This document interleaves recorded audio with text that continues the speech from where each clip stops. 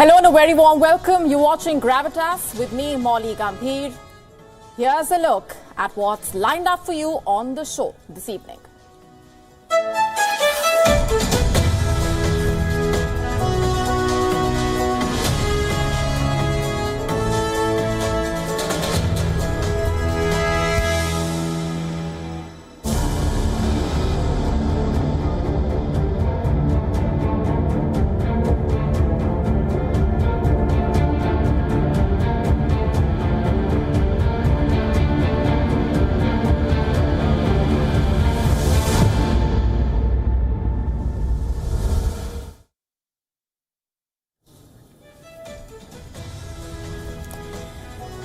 We have been telling you about China's Wuhan virus nightmare, which has only been turning uglier with each passing day. Just yesterday, we told you about how the rural parts of the country have been bearing the brunt.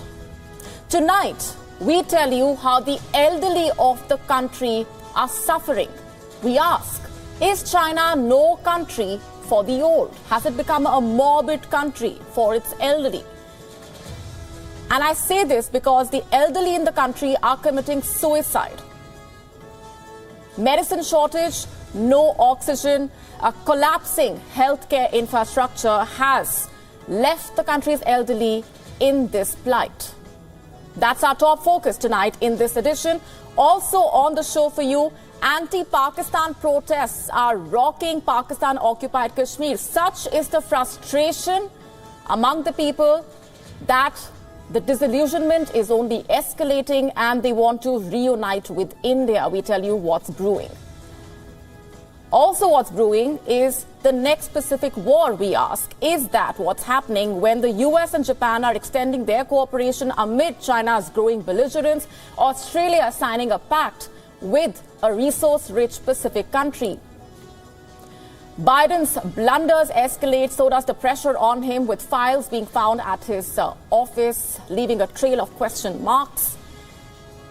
We also tell you what's happening in Afghanistan with the latest Taliban diktat once again snatching away the basic rights of the country's women.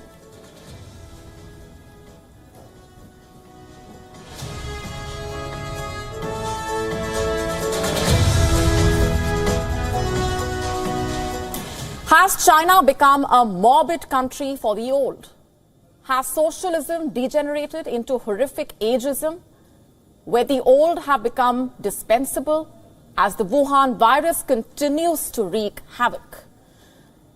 Well, that is a question that Beijing and its dictator in power must answer. Do you know old men and women in China are committing rampant suicide? Why, you ask? Because of this man, his self-centered politics and his deadly policies. The Wuhan virus that China is believed to have manufactured is now taking a heavy toll on the elderly in China.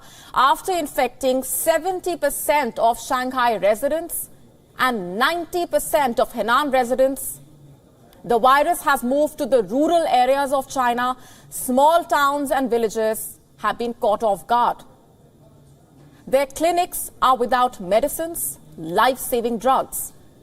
The elderly, helpless and vulnerable, are struggling to find an answer or ways in which they can protect themselves from the virus. Many have given up the struggle, so much so that they are consuming pesticides. In other words, old men and women are committing suicide. They are killing themselves rather than undergo the pain that is their fate in the last days of their lives. Some are resorting to alternate, untried drugs. And the result is a horror story which, again, is almost too painful to tell. Reports say people are dying because of the side effects of these drugs, or because of liver damage or kidney damage. These are stories of helplessness, desperation. These are stories coming out of China. One man, Xi Jinping, he was too proud to buy foreign vaccines. Although he knew completely well that the Chinese vaccine jab was ineffective, a variation of glycerine water at best, perhaps. The Chinese vaccines don't work, and the Chinese policy to combat the Chinese virus with Chinese medicines did not work. And are you surprised that the Chinese policy became a seesaw policy, swinging from one extreme to another? When arrogance was at its height, Beijing ordered cruel zero-COVID policy measures implemented with ruthless despotism, leading to widespread protests from an angry, frustrated population. And then, under pressure, totally suddenly, China abandoned all the restrictions and opened the floodgates. Such disastrous decision-making was bound to boomerang. But here's what's truly heartbreaking. Beijing has asked the people to abandon the elderly. The Lunar New Year holidays, Communist China's most important festive occasion, less than 10 days away, and Beijing is telling the people not to visit the elderly in these holidays. And why is that? Here's what one of the members of China's pandemic prevention team has said. You have all kinds of ways to show you care for them. You don't necessarily have to bring the virus to their home. And someone replied to that on social media asking, don't you think it's too late to say this now? Just imagine how bad the situation in China must be. Some Chinese doctors have given us a glimpse into the contagious mayhem. They say that doctors who usually receive around 100 patients a month were visited by 500 patients in the first few days of December alone. And that number has only grown. There is now no medicine to treat these patients.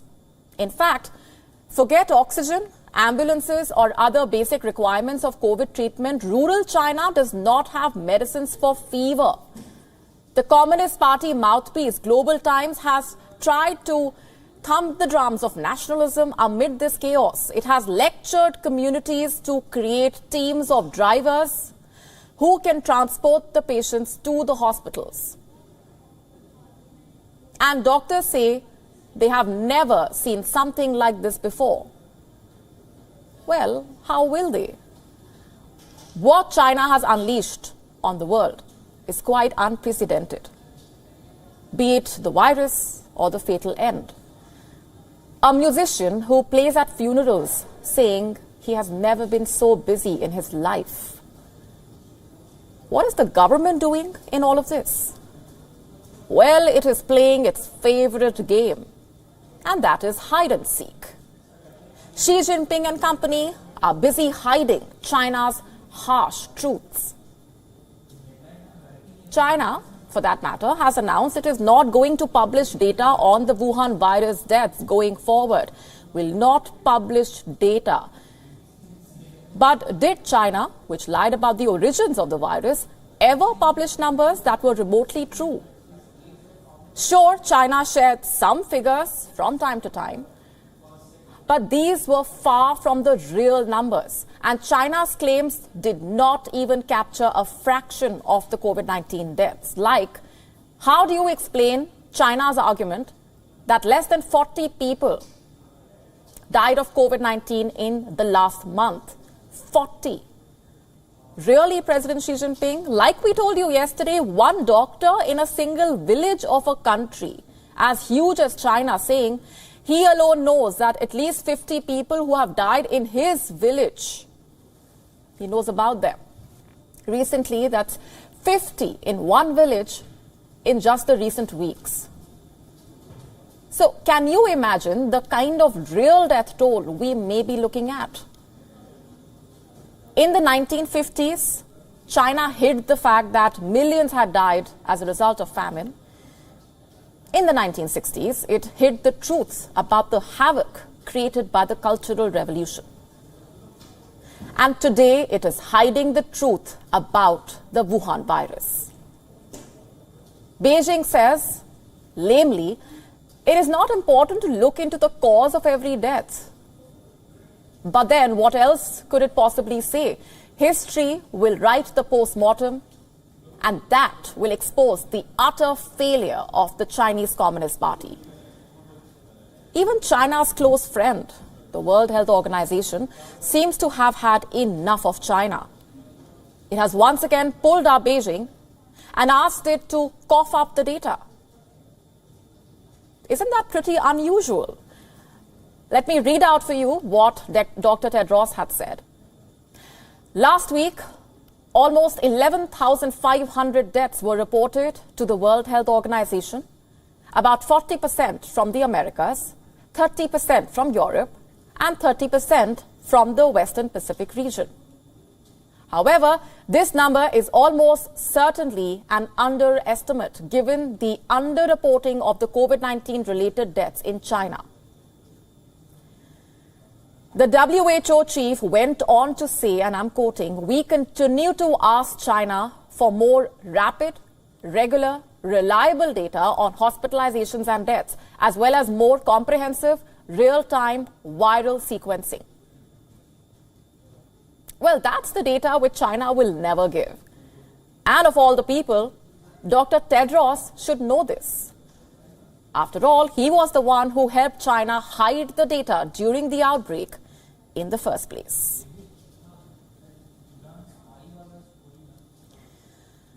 Let's now move on to China's ally Pakistan, which is grappling with a major economic crisis. Residents are struggling to make ends meet. Basic needs have become a luxury. There is no wheat in the country. Prices of everyday commodities are soaring. The water crisis is deepening. The situation is so bad that the people who stayed back in Pakistan during the 1947 ceasefire are demanding to go to the other side. Such is the state of Pakistan. Let's take a closer look at what really is happening in the country. The locals and traders of Gilgit-Baltistan in Pakistan-occupied Kashmir are holding protests. They are raising their voices against heavy taxation laws, illegal land occupation, and load shedding imposed by the regime in the province. Have a look at these visuals. This video has gone viral on several social media platforms. And as you can see, people in Gilgit-Baltistan are demanding the reopening of the Kargil road. They want to be reunited with their fellow Baltis in the Kargil district of India. And these protests have only been intensifying with each passing day. Only last month, local traders, along with various political and social organizations, observed a shutters-down strike against the Pakistani military. The markets were closed. Vehicles were off the roads. Most of these demonstrations were held in Skardu, Gilgit, Hunza, and Geyser.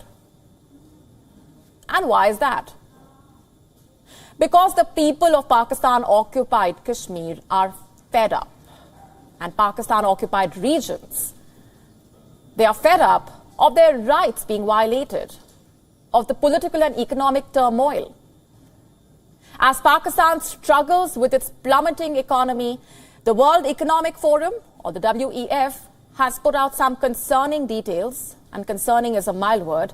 In its Global Risks 2023 report, the forum is saying that Pakistan exhibits a heightened risk of collapse, and that it is clear from the current state of the country, from food to water to oil, everything is triggering a crisis. And Pakistan is facing one of its worst ever shortages of wheat.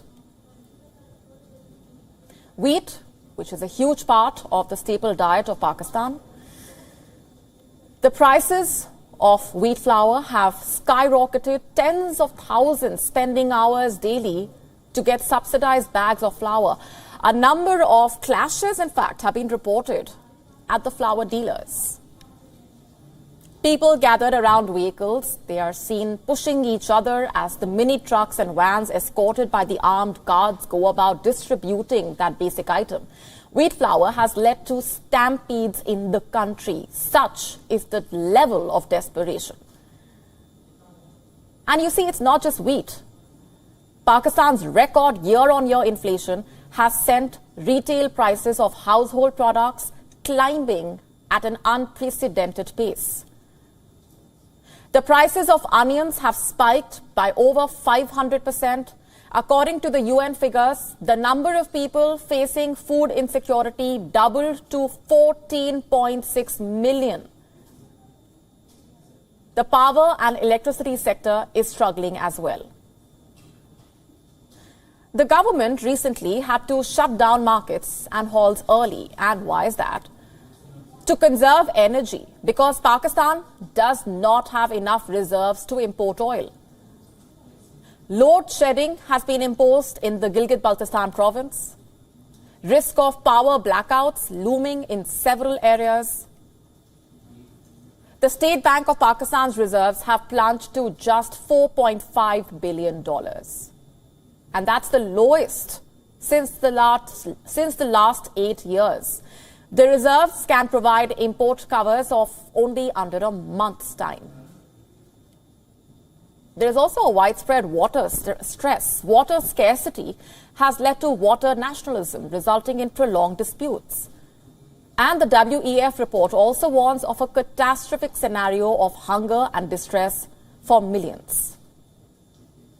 And this could be triggered by constrained supplies of commodities in Pakistan, which could further be worsened by extreme weather events. And all the indicators suggesting that Pakistan is on the brink of an economic collapse. Its annual inflation climbed to 27% this week, and it cannot turn to the International Monetary Fund either. Pakistan has been to the IMF more than 20 times in the past, seeking a bailout since its independence, more than 20 times. And it needs to repay about $8.3 billion in external debt servicing till March. The rising cost of living, the unavailability of basic necessities, the food and water shortage, the debt crisis, all of this has led to social and political instability in Pakistan, to the point that people in Pakistan-occupied Kashmir are protesting to open the border. They want to be reunited with India. They are desperately seeking a way out from the crumbling state of affairs in Pakistan.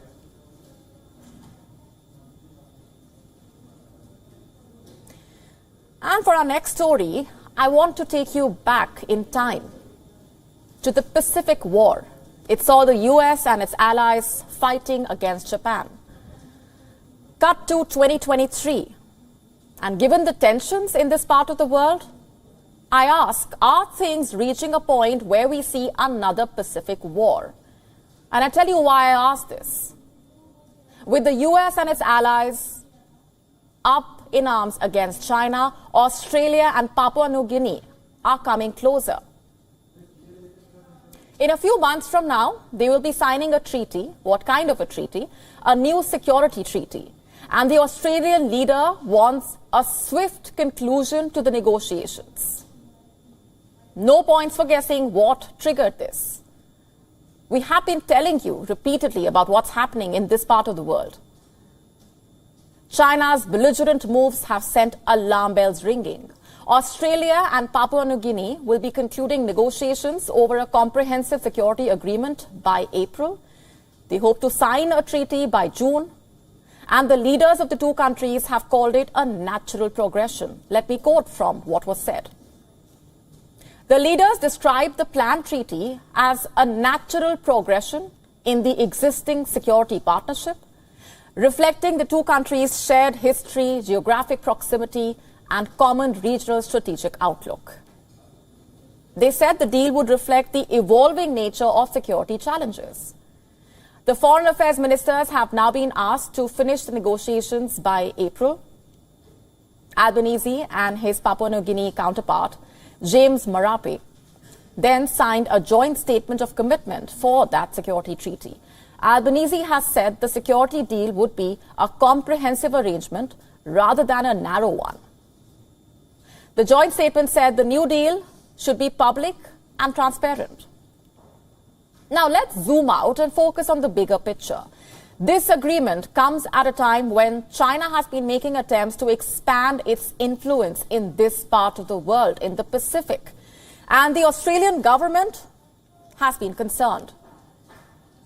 In fact, both Australia and China have been trying to boost influence with the resource-rich Pacific country. Just have a look at what's really happening in this region. Just last year, China had signed a security pact with the nearby Solomon Islands there. This is a sparsely populated archipelagic state. The string of Southwest Pacific Isles lying about 2,000 kilometers off the coast of Australia and 7,000 kilometers from China.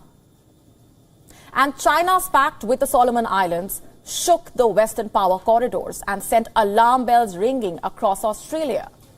Why is that?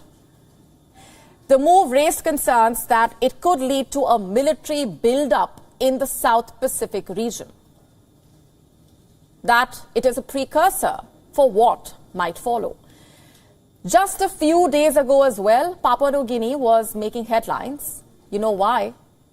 Because it decided to shut down its trade office in Taiwan. Now, given that this is a region on fire, which is seeing China's aggressive moves leading to tensions boiling over, it's difficult to not put two and two together.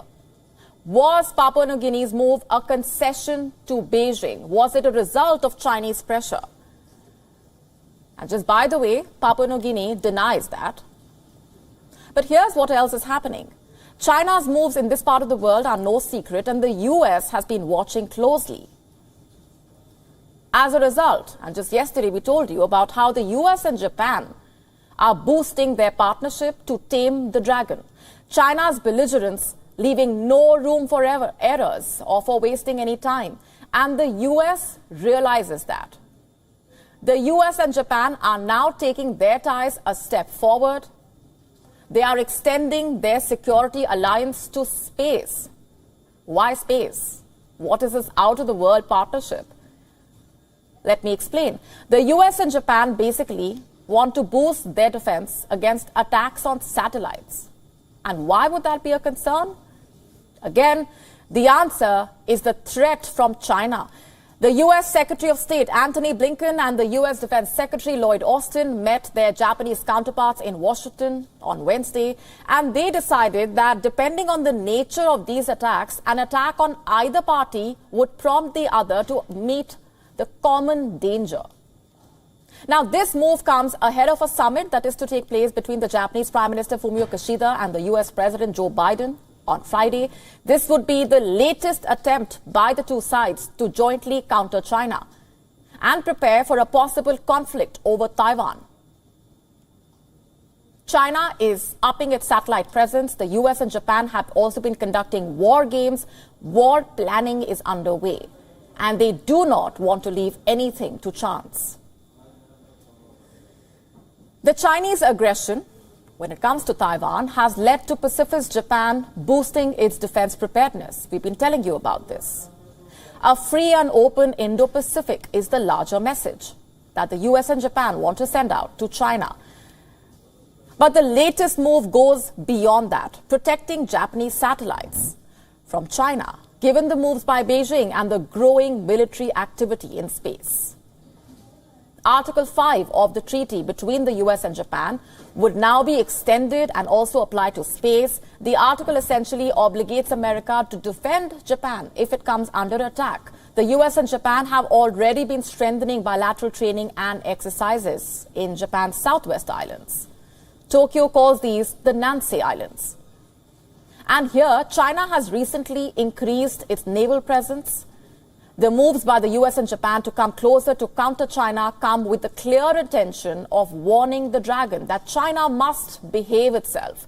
And if it does not and chooses to attack, there would be consequences. So coming back to the question that I asked earlier, is this the beginning of the next Pacific War? Well, the answer to that question depends on how far China really is willing to go to provoke the US and its allies.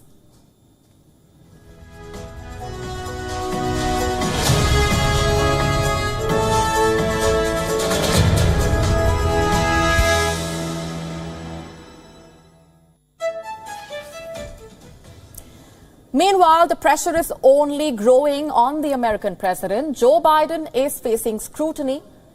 His handling of the government's secrets is under the microscope. A second batch of classified materials have been found at a location linked to him. A second batch. And in Washington, classified is synonymous with controversy. This is the second such revelation within a week. The first batch was found in November in his old office. And before moving to the fresh allegation, let me quickly give you a background of the previous one. The documents were found in Biden's office, which he used while serving as the US Vice President. His personal lawyers found them when they were closing out the office area. The documents were sent to the National Archives, and some of these papers were classified at the top secret or sensitive compartmented information level. That's right. Highly sensitive documents were casually lying around in Biden's old office. Those papers reportedly include US intelligence memos and briefing materials related to Ukraine, Iran, and the UK. And they relate to Biden's time as vice president under President Barack Obama. You see, access to classified documents is legally limited to people with special authorization, and there are rules about how they are kept and stored. All White House records, including classified ones, are required to be turned over to the US National Archives after an administration's time in office. Then why and how did they turn up in a private office, which Biden started using after his tenure as the vice president? National Archives informed the US Justice Department about the discovery, and the FBI is investigating the matter alongside the Justice Department. And what makes matters worse is the timing. The discovery happened just days before the midterm congressional elections, but the matter is coming to light after over 2 months. So why did it take so long for the existence of these documents to be disclosed? When asked about the documents on Tuesday, President Biden said that he was surprised to learn of their existence, surprised to learn about them. The White House is already on the defensive. And then comes another report, handing fresh ammunition to the Republicans. Another batch of classified documents being found. The White House has not yet commented on the matter. The location and classification level of the documents, not yet clear. But one thing that is clear is they have given the Republicans an opportunity to draw a false equivalence, a comparison with the former President Donald Trump, who is facing a criminal investigation for allegedly mishandling classified files at his Mar-a-Lago residence in Florida. And Trump himself reacted strongly to the development on his Truth Social platform. He wrote, and I'm quoting, "When is the FBI going to raid the many homes of Joe Biden? Perhaps even the White House." While Trump, the Republicans, right-wing media seem to be keen on capitalizing on this development, we need to note here that the circumstances of these documents being found seeming markedly different compared to the material seized from Donald Trump. The US Justice Department has clear criteria where it prosecutes people who intentionally mishandle highly sensitive government documents. And the facts of the Trump documents case appear to be satisfying more elements than in the Biden documents case. The Justice Department typically pursues prosecutions when cases involve a combination of 4 factors. Number 1, willful mishandling of classified information, which does not seem likely, as Biden did not resist returning the documents to the government. Number 2, vast quantities of classified information to support an inference of misconduct. You see, the first batch that was found at Biden's office contained 10 documents. Trump, on the other hand, had 10,000 files in his possession. More than 300 documents had classified markings on them. 18 were marked top secret. And Trump refused to turn them in. They were recovered in an FBI search And this was after his lawyers provided a sworn certification that all government records had been returned. The other two factors are disloyalty to the United States and obstruction. And Donald Trump had not fully complied with a grand jury subpoena that demanded the return of any documents with classified markings. And this in turn led to the FBI search of Mar-a-Lago. And now he has demanded similar treatment for Joe Biden, who, in fact, had informed the National Archives. But you see, such distinctions are likely to be lost for many voters. The misplaced files could cause a political headache for the president, a fresh one. And reports of a second batch of documents will only add fuel to this fire. And it's not just Trump and Joe Biden. The American democracy has been riddled with such controversies. And as I already said, when classified information is involved, a scandal is bound to follow. Take Hillary Clinton, for example. Her presidential dreams were undermined by her use of a private email server during her tenure as the Secretary of State. The server also included confidential information. Trump aides preyed on the matter then as well, but to no avail. Hillary Clinton was cleared by the FBI twice, and Clinton's team turned over 30,000 emails, which were work-related. There was proof that she deleted some emails, but there was no evidence of a cover-up. The investigation concluded that Clinton should not face any criminal charges, but it did say that she and her aides were extremely careless, quote-unquote, in handling the classified information. And years on, the incidents of mishandling intel continuing in the United States. Just when will the politicians learn their lessons? Let me ask you another question now. What does the word freedom mean to you? To be able to do what you feel like, when you feel like it, to go where you want to make independent decisions? Well, it could mean different things to different people. But for the women of Afghanistan, the word is sadly no longer a part of their dictionary. They have forgotten what it's like to be free, to be able to study, to be able to take a walk in a park.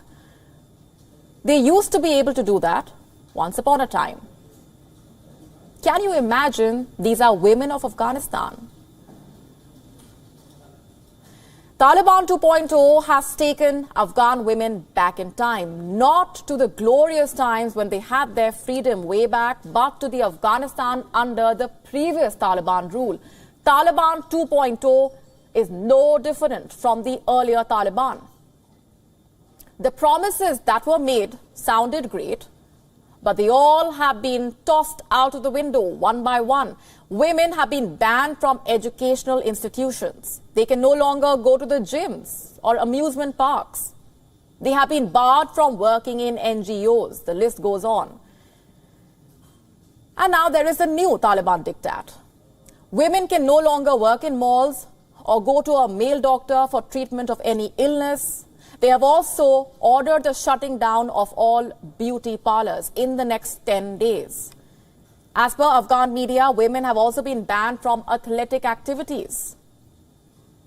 And there has been a direct fallout of that move, by the way. Cricket Australia has cancelled men's one-day internationals against Afghanistan due to concern over women's rights under the Taliban regime. The matches were scheduled for March in the UAE and have been scrapped now following talks with the Australian government. So this is the situation in Taliban's Afghanistan. And guess what America is doing about this? After its messy withdrawal from the country, what can it do really? It's doing what it does best, issuing statements. The US says the Taliban seem to be unable or unwilling to fulfill commitments. Really? That is America's great assessment? And what is China doing? Well, it could not be bothered about what's happening with the women of Afghanistan, how their basic rights have been snatched away. Why would it? China does not even care about the rights of its own people, after all. Instead, China is busy striking deals with the Taliban, and this one has been making headlines. A multi-million-dollar deal between Xinjiang Central Asia Petroleum and Gas Company and the Taliban in Kabul, a 25-year pact with the Chinese company to drill for oil in the country's Amu Darya basin. And the Taliban are going around town declaring this to be a major economic victory for them. It has been a year since the Taliban took over Afghanistan, and they have been desperately craving legitimacy. And now they have a multi-million-dollar oil deal with China. What's in it for China? Well, it has been eyeing Afghanistan's mineral fields. Most of them remain unexplored. And this is the first major energy extractions agreement since the Taliban came to power last year, in 2021. I beg your pardon, in 2021. The deal comes as Chinese nationals have faced increasing security concerns. There was an ISIS-K attack last month on a Kabul hotel popular with Chinese businessmen. The attack killed at least 3 people and injured another 18, including 5 Chinese nationals. And some experts say the ISIS-K is up in arms against China's treatment of the Uyghur Muslims. If you follow this show, we have been telling you repeatedly about China's persecution of the Uyghur Muslims in its western Xinjiang region. And just 24 hours ago, a blast in Kabul was making headlines. The Islamic State jihadist group claimed responsibility for a suicide bombing outside the foreign ministry in the Afghan capital. The local IS branch, known as Islamic State Khorasan, claimed that the blast killed at least 20 people. The ministry itself did not appear to be badly damaged. Window panes in the ministry were also shattered by the explosion. There was supposed to be a Chinese delegation at the foreign ministry. But Ahmadullah Motaki, a senior official at the Prime Minister's office, said no foreigners were present at the ministry when the suicide bomber struck.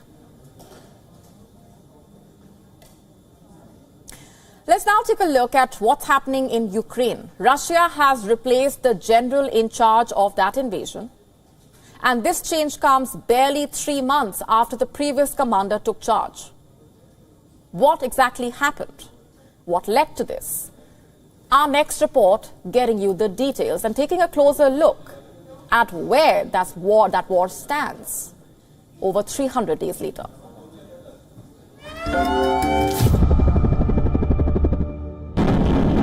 Я знаю, что контрактов нет на предприятиях. Мне директора сказали, ну чего вы в самом деле, дурака-то валяете? Контракты когда будут? Я вот о чем говорю. That's Russian President Vladimir Putin losing his cool with the deputy prime minister of the country, as the war in Ukraine enters its 11th month. A conflict that Putin thought wouldn't last this long, and adding to his frustration, Russia seems to be on the back foot.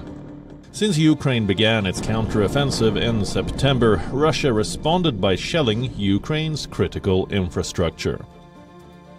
The Ukrainian energy grid has been left in shambles. But Russia has been expending weapons and ammunition to sustain its relentless barrage. And Moscow needs to replenish its equipment stock. Apparently, this isn't happening as fast as Putin would like. And that's what led Russia's Deputy Prime Minister Denis Manturov earning his ire. Listen to the exchange that was released by the Russian state media. У нас есть контракты и по, как я доложил, по Министерству обороны, и по гражданской линии, и ГТЛК, и другие лизинговые компании. Это в части вертолетов. А по самолетам у нас все сверстано. Это с учетом тех испытаний, сертификации и программы импортозамещения суперджета МС-21. Денис Валентинович, у вас сверстано, но контрактов нет. Ну что я же вам говорю, ну давайте я вам сейчас после закончим совещание, чем мы с вами пикироваться будем? Чего вы мне ответите? Я знаю, что контрактов нет на предприятиях. Мне директора сказали, ну чего вы в самом деле, дурака-то валяете? Контракты когда будут? Я вот о чем говорю. Ну, нет, директора предприятия говорят, нет контрактов. А у вас все сверстано, ну? This scathing admonishment took place on a video call attended by government officials. Reports say that the very public rebuke may have been a way for Putin to assure Russians that he shares their frustrations. Russian commentators have been seething after the New Year's Day attack on Makivka. It resulted in the largest number of casualties that Russia has acknowledged so far. Moscow says 89 soldiers died. Ukraine claims it was much more, between 400 to 600. Many of the casualties were conscripts from Russia's recent mobilization drive. Putin didn't just stop with the dressing down of the deputy prime minister. He also changed the general in charge of the Ukraine war. Moscow has appointed Valery Gerasimov as the overall commander of what it calls the special military operation in Ukraine. He is the chief of the general staff of the Russian armed forces. He replaces General Sergei Surovikin, who had just taken over in October. Surovikin will stay on as one of Gerasimov's deputies. Reports say the move allows Russia to make Surovikin the fall guy for the recent setbacks. Meanwhile, on the ground, Russia claims to be making gains. The Wagner mercenary group says they have captured the city of Soledar in eastern Donetsk region. Ukraine says the fighting is still going on. Kyiv has released footage allegedly showing its troops holding out. Soledar is a small salt mining town about 10 kilometers away from the city of Bakhmut. The battle for Bakhmut has been raging for weeks, and Russian control of Soledar may help it seize the city. Satellite images show the extent of the damage in both Soledar and Bakhmut. A major factor behind the assault on Soledar is that while the win on ground might be marginal, it would be a big symbolic victory. A victory that Russia has not seen in a while. Taking Soledar and then Bakhmut could be used to invigorate Russian troops and public opinion, and help Putin silence his critics, as well as maintain his strong man image. Let's now talk about the British prince, the crying British prince.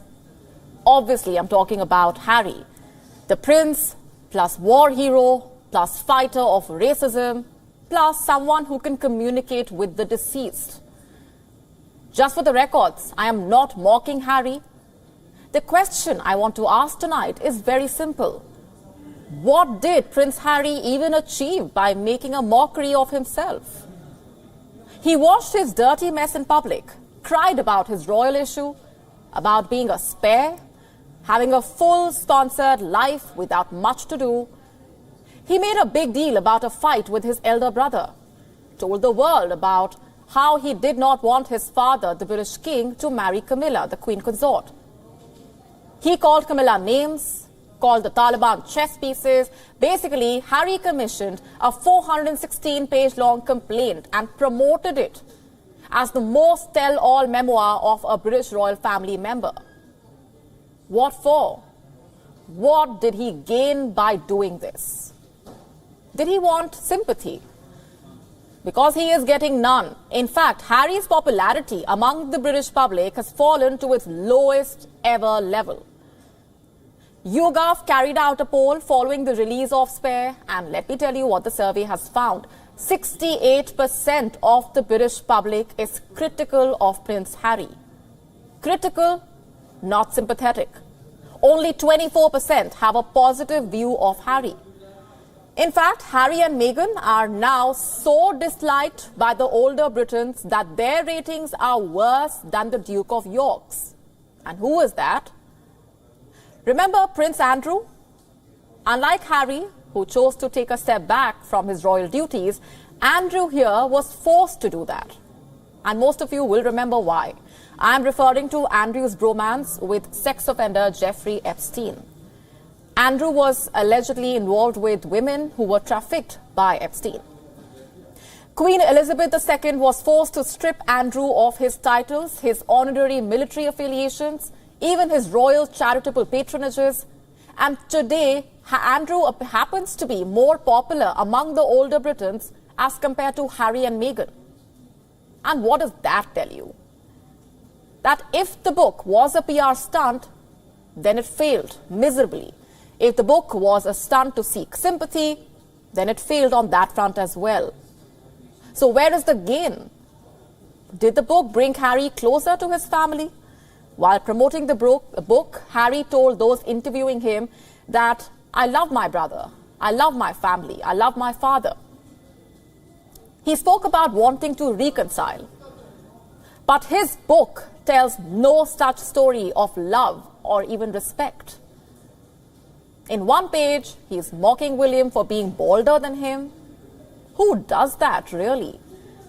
Behind closed doors, maybe, but in a book, it's distasteful. Just like the Nazi costume that Harry once wore to a party, which also, he now says, was William and Kate's idea. And then you have pages of slander on Camilla. What Harry has essentially done is tarnished the throne that his father was preparing to formally ascend to, and his brother is destined to sit on.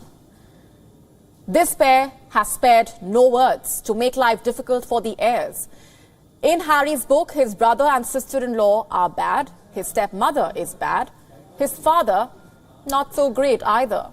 The media is bad, the paparazzi bad, the British tabloid bad. Harry is the only hero, it seems, of this story. He is the Cinderella with an evil stepmother. He kills the Taliban, fights for his wife's reputation, does all the good things, but sometimes he is tricked into doing something wrong. You know, like wearing the Nazi costume. Now, you know why I say Harry has made a mockery of himself. He has become that person who just will not stop cribbing and crying. He is becoming that prince who is getting harder to believe. He left the UK because he said he wanted privacy, but now Harry just will not leave the cameras alone. He is there giving out interviews, doing docu-series, commissioning a book which they say reads like a television voiceover and is so obviously written by someone else. Coming back to the question, why did Harry publish this book? The answer is money and money alone. You see, Harry's is a spicy story by royal standards. He's had a colorful youth. He married a woman of color. He stepped away from his royal duties, moved to another country, only to realize that adulting needs money. And now that he has moved out, he must also pay his bills. And so he decided to sell his story in every possible format. And guess what? It is working. Royal drama, after all, is binge-worthy. The book has sold over 1.4 million copies on day one. So the money is surely coming in. But at what cost? Time now to get you up to speed with what else made news around the world. Time for Gravitas Global Headlines. Taiwan's armed forces conducted anti-aircraft landing drills on Wednesday to showcase its defense capabilities ahead of the Lunar New Year holidays. The routine drills come amid heightened tensions and renewed threats towards Taiwan from China. Taiwan's defense ministry recently said it had detected 57 Chinese aircraft near the island, including 28 aircraft that flew into Taiwan's air defense zone. 11 people have been arrested in Mexico's capital in connection with an attack on a well-known journalist. Television and radio host Ciro Gomez Leiva survived a gun attack last month. Mexico City's Attorney General have said that the 11 people arrested could be charged with attempted murder when they appear before a judge. Uganda has declared the end of a nearly 4-month Ebola outbreak. The country briefly struggled to contain the outbreak, but was then able to swiftly bring it under control despite the absence of a proven vaccine against the viral strain in question. The latest outbreak was Uganda's 8th Ebola outbreak since 2000 and killed 55 of the 143 people infected since September. Tigray forces who fought a 2-year war against Ethiopia's federal government have started handing over heavy weaponry to the national army as part of an African Union-led peace process. The demobilization of Tigray forces is seen as central to the ceasefire agreement signed in November last year. The conflict created famine-like conditions for hundreds of thousands of Tigray's population, killed thousands and displaced millions across northern Ethiopia.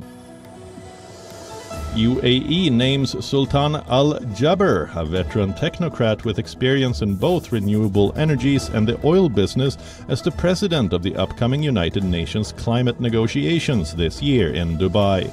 He is a trusted confidant of the UAE's Crown Prince and is currently serving as CEO of the state-run Abu Dhabi National Oil Corporation. Republican leaders in New York District have called for the resignation of embattled U.S. Representative George Santos from Congress. Republicans have accused him of speaking lie after lie about his career and history.